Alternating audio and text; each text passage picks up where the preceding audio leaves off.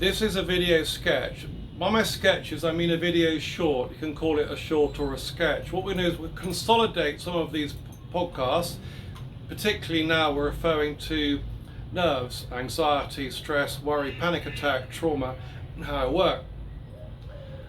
My video sketches are less than 15 minutes. Some of you don't have enough time to follow the 30-minute podcast.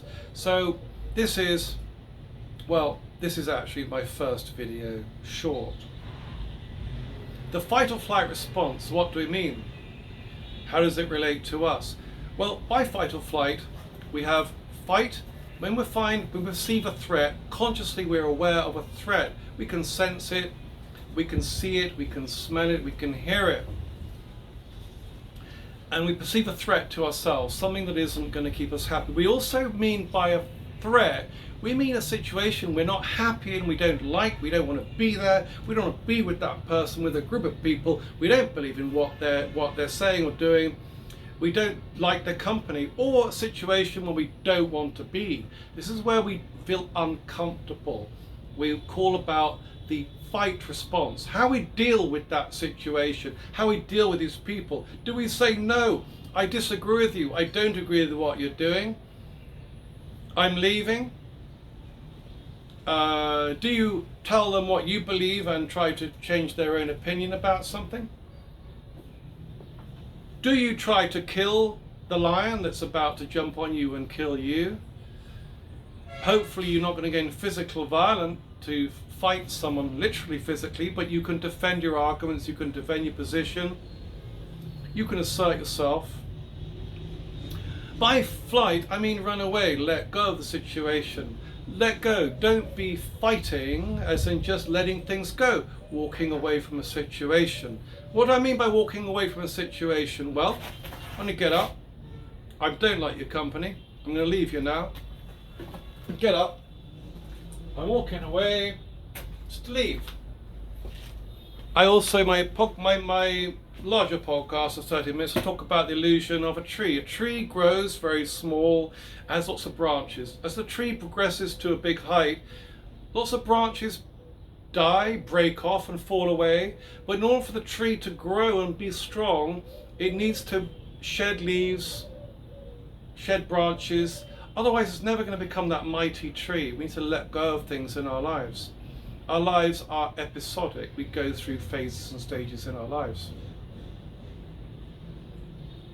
I also like the idea of anything wooden, maybe anything that floats, like imagine a wooden boat.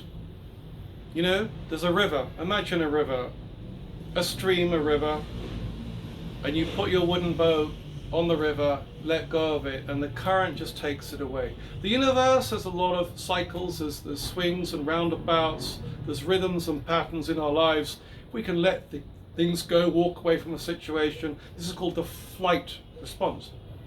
In the middle of the fight and the flight, you have the freeze. The freeze means just to ignore the situation, let it go, center on yourself, believe in yourself, and let everything go on around you, but not be affected by what it is around you. That's quite difficult. That takes practice. There are ways and means to do that, which are covered in another podcast. Freeze, to let go, to neither react, not to be drawn into the argument, not to go in and combat the argument or combat the person, but just to say, okay. Or another situation, to flee.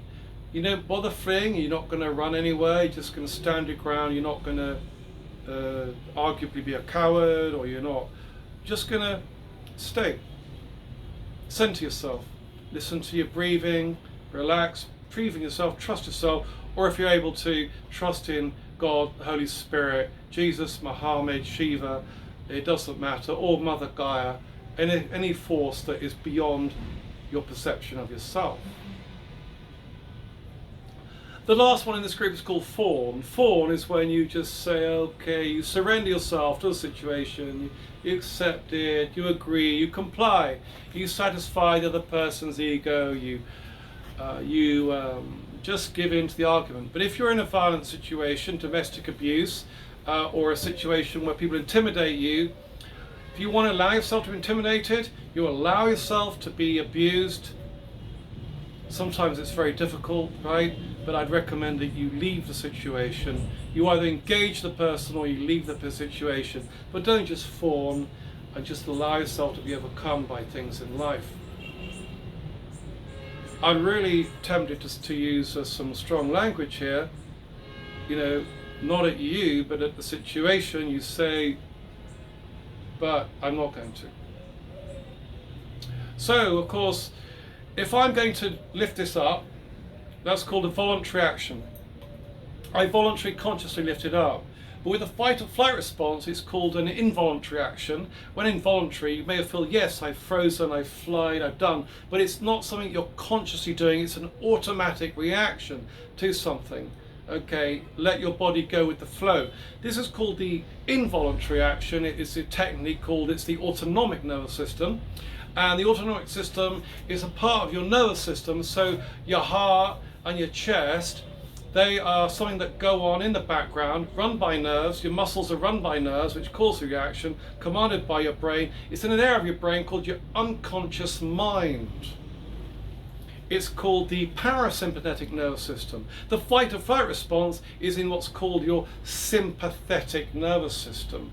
They're parts. The parasympathetic is what, in the background, unconsciously drives your heart, your lungs, your stomach, your digestion, renal glands.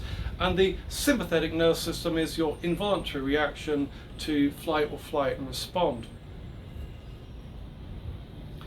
The fight or flight response causes a whole train and cascade of hormones running through your body which you can't control. So it's very important to be aware of what the fight and flight response is. There are two things that happen with your fight or flight response. It's all controlled by and triggered. You're triggered, your amygdala, which means almond in Italian, is in your mind. It triggered the amygdala, part of your limbic system. The amygdala receives and senses the threat. It sends a signal to the hypothalamus. The hypothalamus then has two reactions. Both of them, one ends up leading to the production of adrenaline, and the other one goes up leading to cortisol.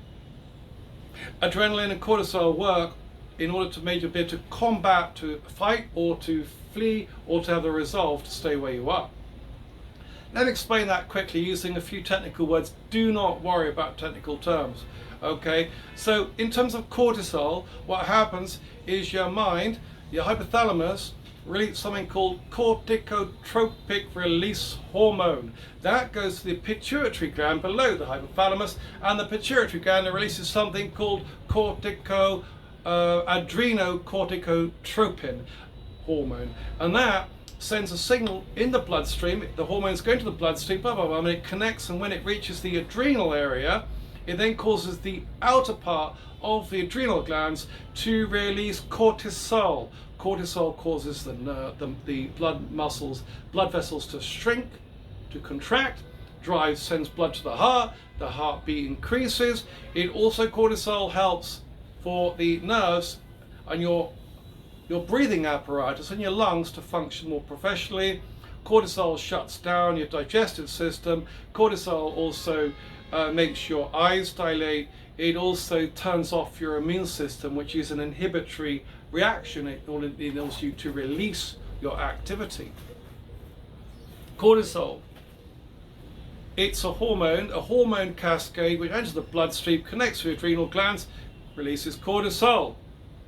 The one you may be more familiar with is called adrenaline. Adrenaline, what is this? What is it? Okay, so the hypothalamus, as I mentioned before, is a control center. What it has is it's got a nerve running, two nerves running either side of the spinal column all the way down to adrenal glands. It's a nerve this time, not the bloodstream, not blood vessels. The word is called, if I'm not right, it's wrong, it's called the Schleppnik, the Schleppnik nerve. The Schleppnik nerve is connected down from the hypothalamus, and then it reaches what's called the Cho-muffin cells. They release a signal. They signal the adrenal gland, the inner part, to release adrenaline. Adrenaline and noradrenaline. What do adrenaline and noradrenaline do? What they do is they fire up and activate the nervous system. Adrenaline and noradrenaline enable the nerves to communicate and send the electro signals around your body to manage and drive the muscles. Remember, all muscles need nerves to function. Nerves send the signals through acetylcholine at the neuromuscular point to activate your muscles. This is called the fight or flight response. It's a neurohormonal reaction caused by the pituitary, the hippopituitary adrenal axis, or the adrenal pituitary hypothalamic axis. Basically, we have a whole system of going on. Thank you for the time. I've explained a bit how the voluntary and involuntary system works.